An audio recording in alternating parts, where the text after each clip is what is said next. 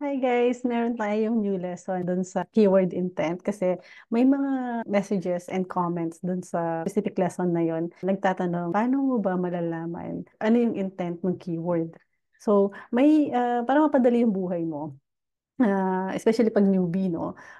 Kasi medyo mahirap din yung sabi mo, analyze mo lang, mga ganon. Analyze mo yung intent, masyadong vague. So, ang marirecommend ko is to use a tool like SEMrush. Sa SEMrush kasi, papakita niya na sa'yo yung intent. Meron siyang informational, transactional, and commercial. Ngayon, typically, ang rule of thumb ko dyan is pagka-informational is top of funnel siya. Ngayon, pagka commercial, either nasa middle of funnel siya or bottom of funnel. Tapos, kahit na meron silang commercial intent to buy, pwede mo pa din silang i-segment into ready na ba siya? So, buo po yun. Or yung user na to, sa pagkakakilala ni Google or pagkakakilala ng tool is lahat ng naghahanap ng specific keyword is na ganito, may intent to buy. So, may intent to buy pa lang, hindi pa sila buying mode. Intent to buy, MOFU. Buying mode, BOFU. Okay? So, bigyan ko kayo ng example. Ang example natin dito is online learning platform or online course builder. Yun yung gagawan natin ng example paano sa SEMrush. Okay? So gagamitin natin yung keyword planner at saka yung SEMrush together. Magsa-search muna tayo sa keyword planner, tapos titingnan natin yung intent gamit yung SEMrush. Okay. Oh, by the way, may 7 days free trial yung SEMrush. So kung may credit card ka or debit card, pwede mong gamitin yun para makakuha ka ng 7 days free trial. Pero sa 6th day pa lang, mag-cancel ka na para sure na hindi ka mabibill. Okay? Kasi baka di mo tamaan yung oras nung kailan ka nag-sign up. Then, babill ka. And time zone difference din. Okay, let me share my screen.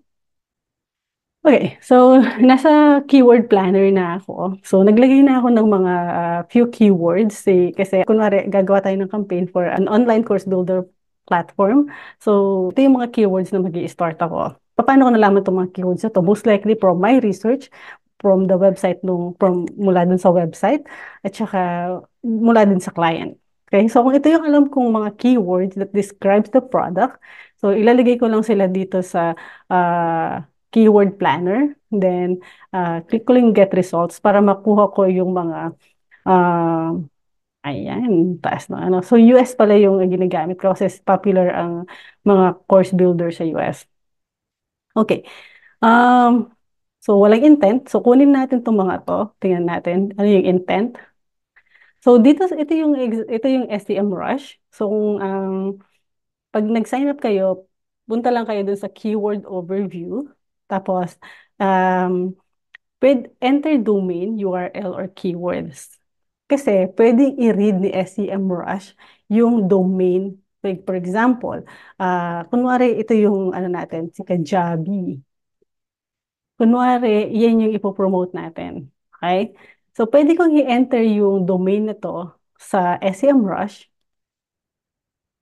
Tapos, ipapakita niya sa atin so later yun, tapos papakita niya yung mga keywords or yung mga information about that domain. Just for this one, keyword lang muna. Pakita natin yung keyword, paste natin yung keyword, then search. Then, so, explain nyo lang ng konti to. So, United States, kasi pwede mong palitan to. Pwedeng kung ang campaign mo is mag-run sa UK, so United Kingdom mo titingnan yung keyword overview mo, yung information. Um, okay, so since sa US, kunwari sa US ako mag-run, so volume niya sa US as per SEMrush, tingnan natin kung pareho sila. So mas mataas yung nakukuha na monthly search volume ni SEMrush compare kay Google. Pero bakit magkaiba sila? So nasa data kung saan sila kumukuha. Si SEMrush, apart sa nire-read niya yung pag nakakonect, pwede mo kasing connect yung domain mo. Um, may sariling data si SEMrush, basically. Okay, so may volume siya 390 and then um, Global, sa US lang. The global volume niya is 3,900. Tapos makikita mo dito sa US, 390, Australia, 320, UK, 140. So, ang makikita mo dito is, ang common sa kanila is yung mga English-speaking countries, tapos yung search volume ng keywords sa mga countries na to. Then, so ito na yung hinahanap natin, yung intent. Yan. So, commercial.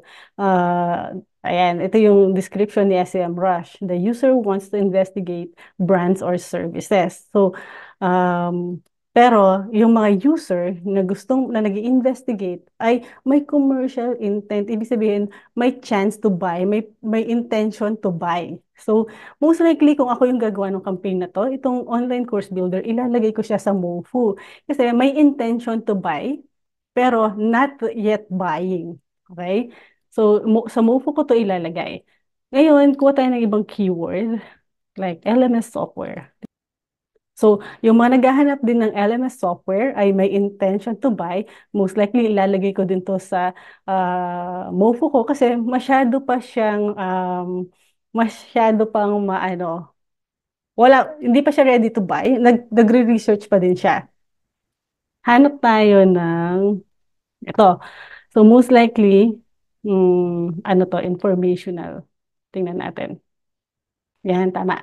So, create a training program. Hindi siya naghahanap ng software, pero gusto niya mag-create ng training program, pero hindi pa niya alam na gagamit siya ng software. Ito yung top of funnel ko. Gusto ko palang mag-create ng training program.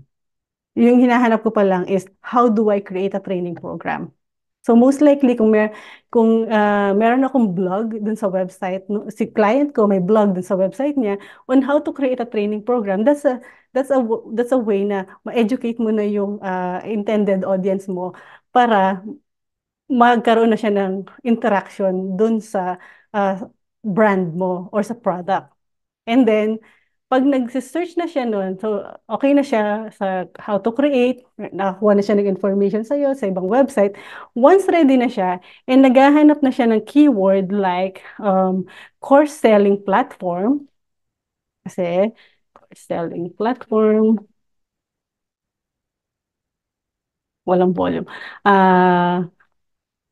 Tingin tayo iba. Course selling, ano na lang, online course builder na lang. So, pag nandun na siya sa ibang keyword, kasi nagamit na natin yun. Ayan. Kung nandun na yung best LMS platform na lang, hinahanap niya na yung best. So, kasi dun sa MoFu kanina, baka naghanap na siya baka meron na siyang, hinahanap niya yung online course builder, MoFu. Kung meron kang ads noon, nagka-interaction siya ulit.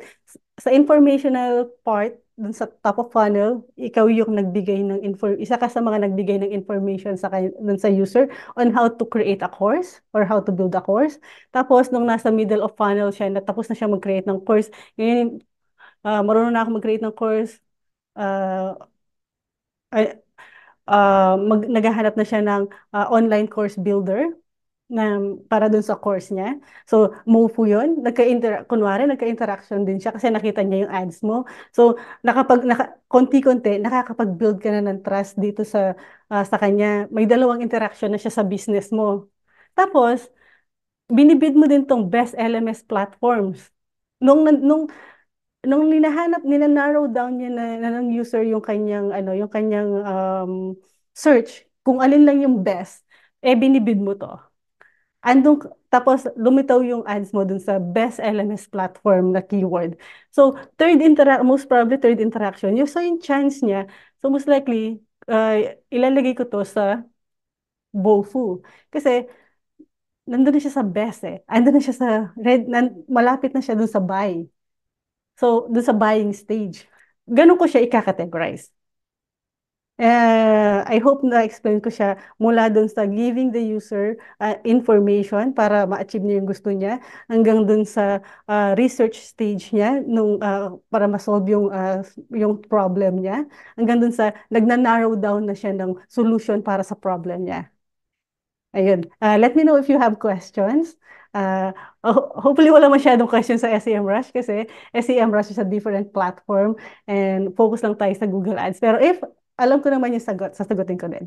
Okay?